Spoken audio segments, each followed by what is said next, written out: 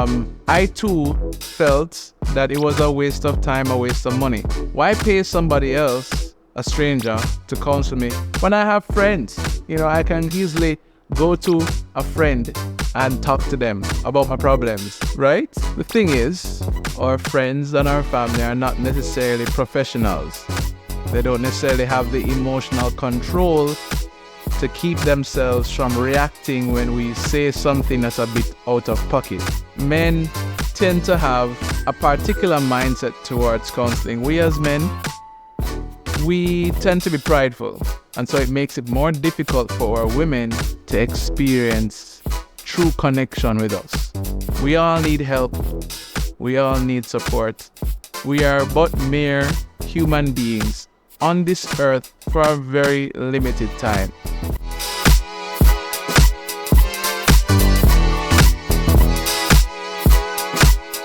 Yo, big up on yourself. Welcome back to another episode of the Worst Relationship Advice Ever. I'm your host, Darren, Salmon, and I'm so glad that you are here with me today.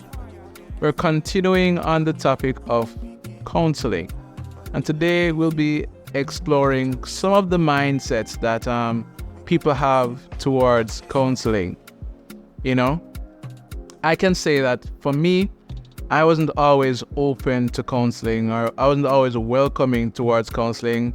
I too felt that it was a waste of time, a waste of money. Why pay somebody else, a stranger, to counsel me when I have friends? I can easily go to a friend and talk to them about my problems, and they can give me emotional support, right? They can cry with me, or they can give me a shoulder to lean on. Yeah, I don't need to go to a counselor for that. I don't need to pay $5,000 per hour for that type of service when I have friends and family, right?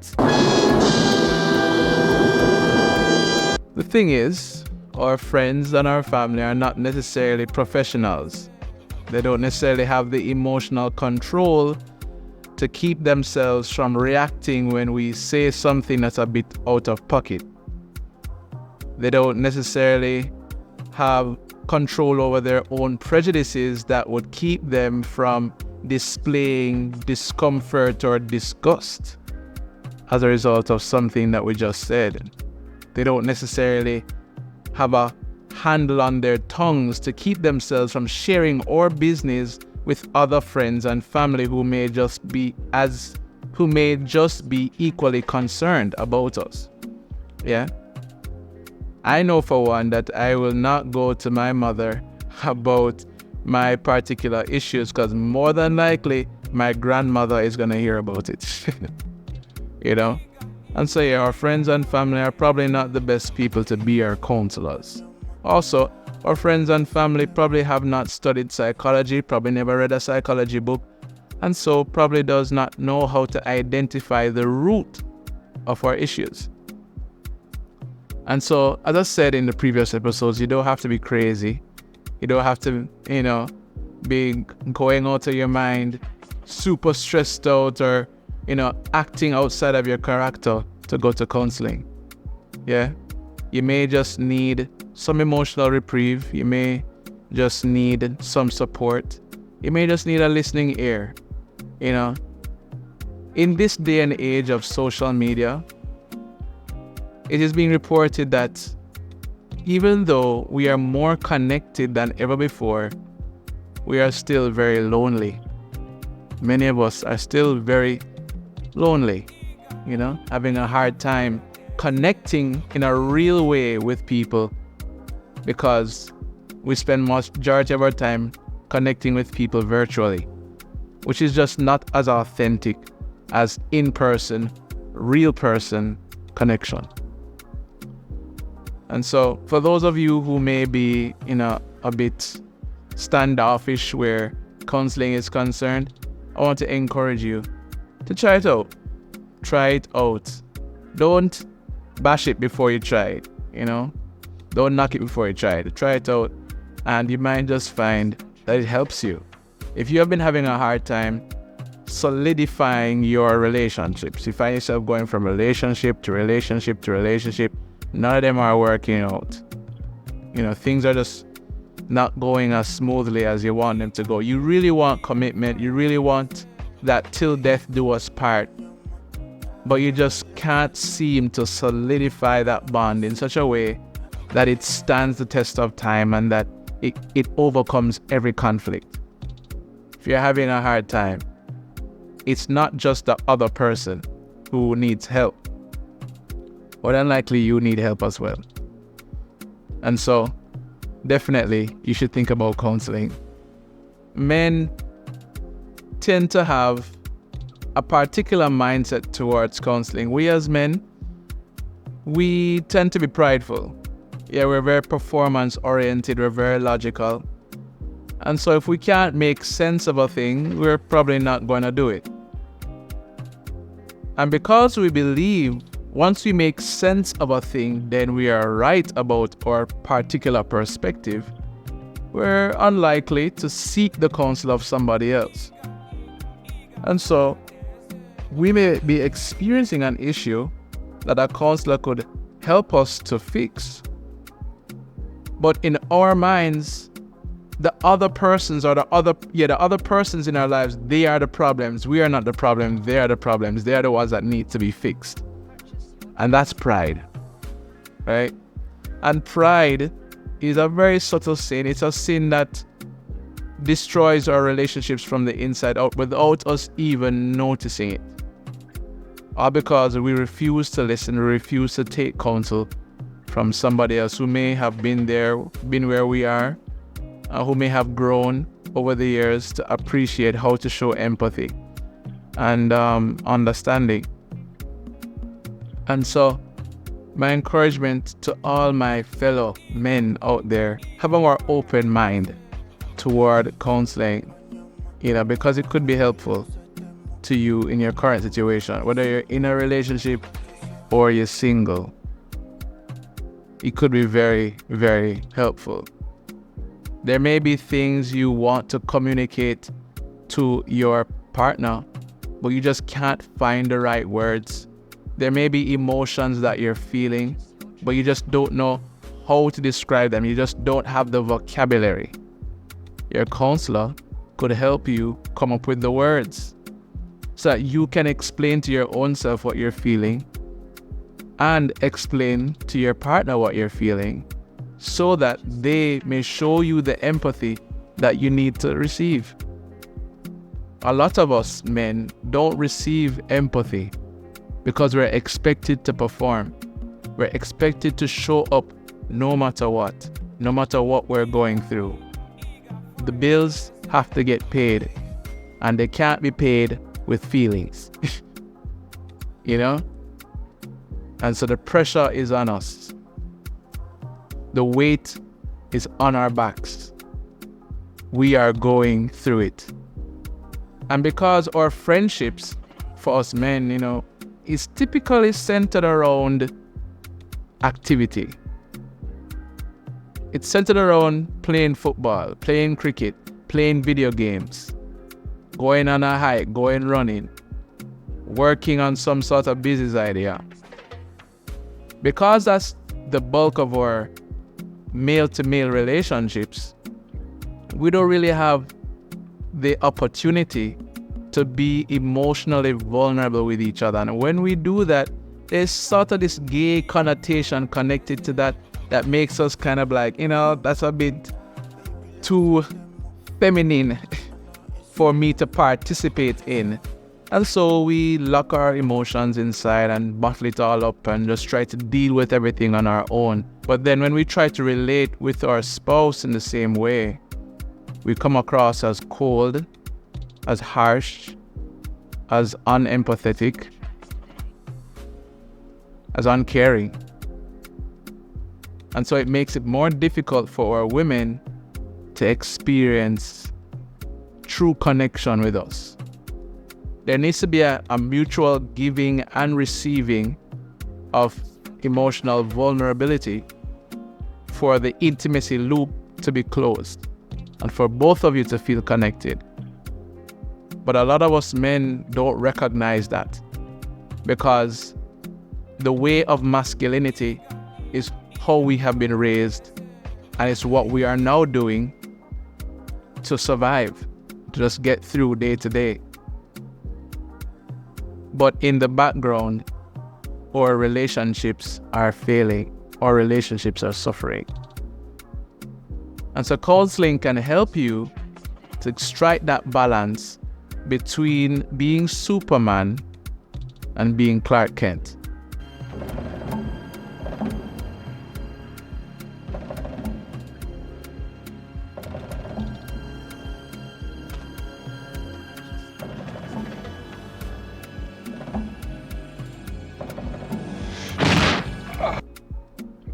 Strike that balance between being the provider financially and also being the provider emotionally. Yeah?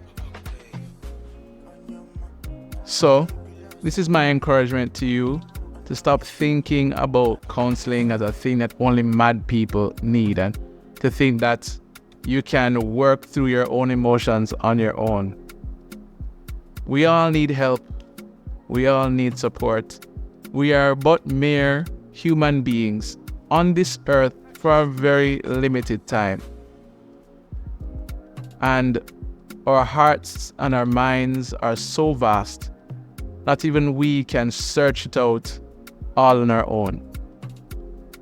There is knowledge that has existed from before this generation, from 50, 60, 100 years ago, that is still relevant today, that we can get by either reading books for ourselves or talking to somebody else who has done the studies. It could be very beneficial to you and your relationship. And so, me, I've done premarital counseling. I've been a recipient of that, and I recently went through premarital counseling again, because I believe in it. I believe it's so necessary for certain questions to be posed to us that we're not necessarily thinking ourselves. I tell you, when you are in the throes of a relationship and it's going well, it's sweet, it's nice, the physical and emotional intimacy is there.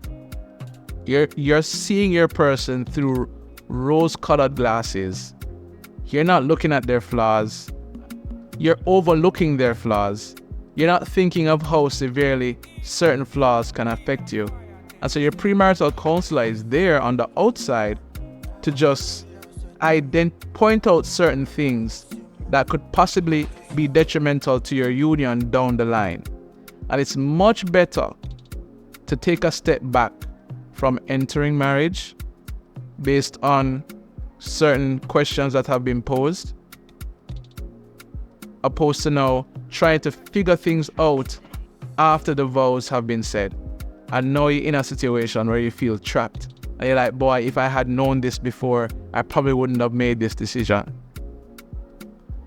Yeah, premarital counseling is there to allow us to get a different perspective on the relationship from an outside source. Someone who will ask us certain questions to have us think critically about the move we're about to make to join ourselves to somebody else. Because God forbid our person that we have in front of us is really unequally yoked with us, but from our perspective, all we see is the even yokeness. And we think that the even yokeness is just based off of the fact that we have good conversation and we love their lips and we love how they look. There's so many factors that go into two people being equally yoked and right for each other, a suitable mate for each other. And premarital counseling is about identifying whether or not two people who are involved with each other are suitable for each other. Yeah?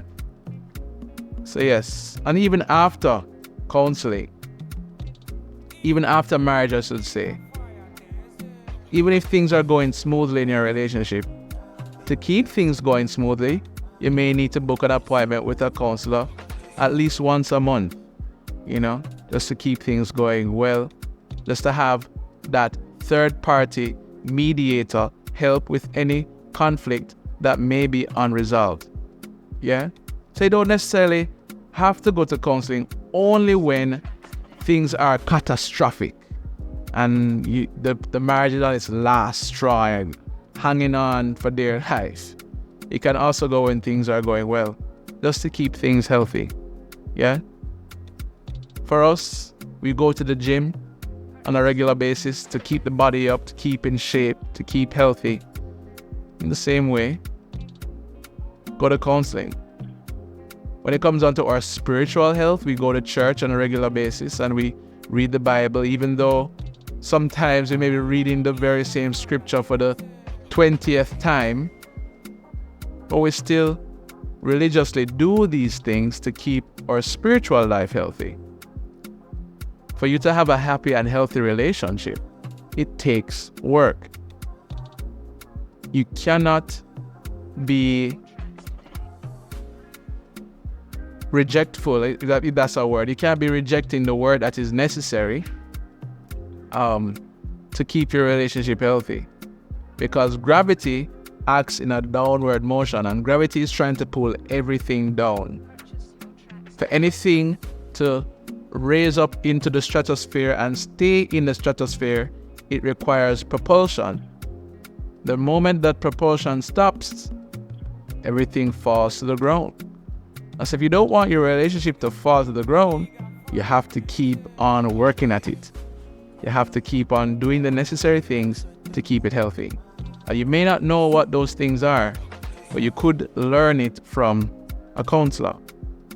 Yeah? Thank you so much for joining me yet again for another episode of the worst relationship advice ever.